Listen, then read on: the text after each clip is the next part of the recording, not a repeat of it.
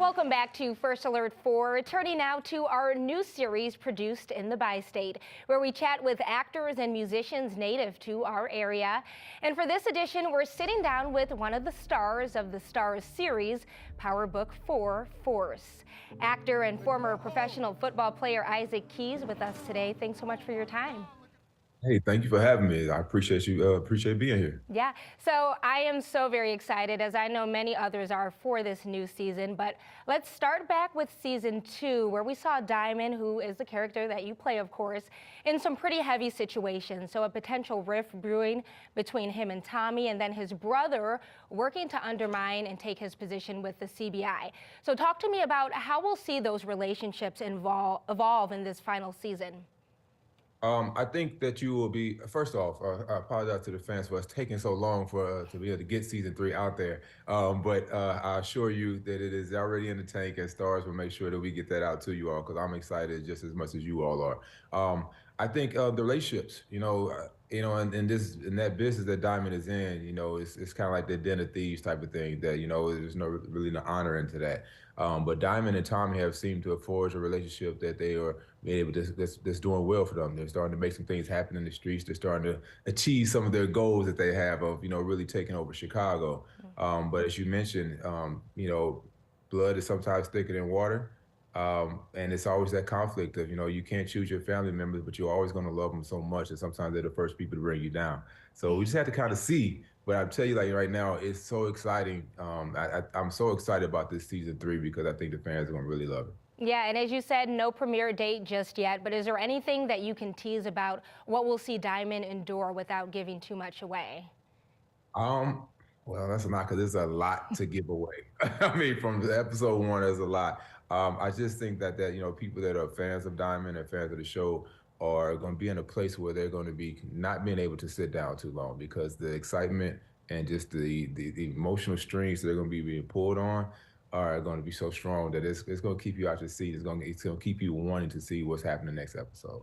Yeah, and with this being the final season and a series where you've been co-lead, tell us what you'll miss most about the experience, and what's been maybe the most beneficial thing that you've taken from your time on this project that maybe you'll carry with you in other future roles. Sure. The first part, I know what I would take with me is that I feel like the impact. It's always gratifying when people walk up to me and say, "Hey, not only do I love the show, but man, you're an amazing actor, or you inspired me, or I used to be a barber and I had some of these experiences that you have, shared, and actually you kind of helped me either relate to it or deal with it in their own personal life." So kind of the impact that I have, well, with the community and with the fans, and that's always been important to me. And this Power Universe is something that you don't get from really any other show. The fan base is someone that are attached to everything that you do. So I'm excited about that part. I think that it also has just led me, I'm gonna miss, I think, the camaraderie of the cast. Like our cast, we really have an amazing cast that we get along to where not only do we challenge each other in the workplace, but we like to go out and hang out and have dinner or have different experiences with each other. Like we enjoyed being in Chicago. Chicago is an amazing city, and we enjoyed that. So missing that part and just being a part of this, this universe, but it's continuing on. So we're gonna see. It's gonna take a little different direction, but it's not over. Love to hear that. And switching gears a little bit, so we know you began your career in the NFL and then transitioned into acting afterwards. Can you talk to me about how growing up as a St. Louis native really shaped the direction of your career? Sure. Shout out to St. Louis. Born and raised, Hazelwood Central High School, North County. I think that St. Louis is a city of, it's a work ethic city. It's a blue collar city. It's a city where you have to, your direction is to be able to, to try to be the best that you possibly can be. That's what I took out of it. I had, strong parents that were always instilling in me that your work ethic, you have to do twice as better than other people, and go after your dreams, go after what you want. And that's not always the case, in most situations. And I think, I employ everyone to take advantage of going after your dreams. And St. Louis is one of those cities where, I love the city and I love what it's helped build me to be. And, I go back often to make sure that I stay strong with those roots, but also to continue to inspire others to make sure that they continue to go after their dreams. But I love the city and I love what the city has done for me. and I just want to continue to support it. Yeah, and with it being a heavy sports and entertainment centric area, did you have acting in the back of your mind growing up?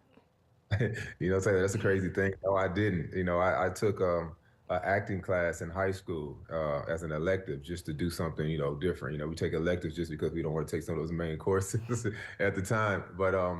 And I really didn't think about what it would, pursue or lead me to later. You know, it sometimes we know we have a strong entertainment city, but it's not one that sometimes is always being pushed. We find out. I found out later how strong of an entertainment city, like so many strong actors have come out of St. Louis.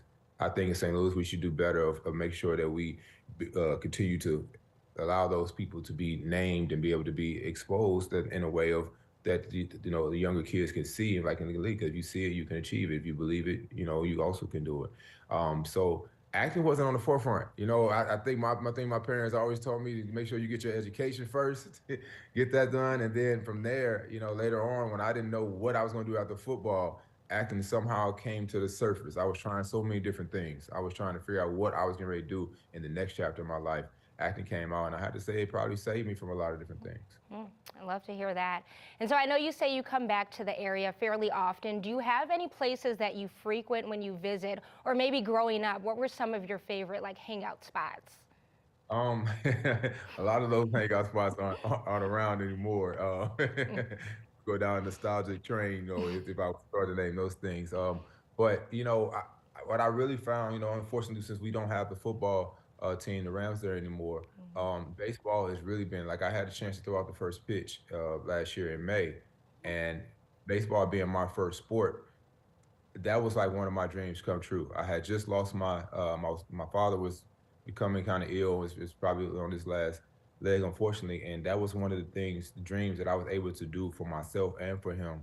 And throw out that first pitch against the Chicago Cubs. I did that on purpose, of course.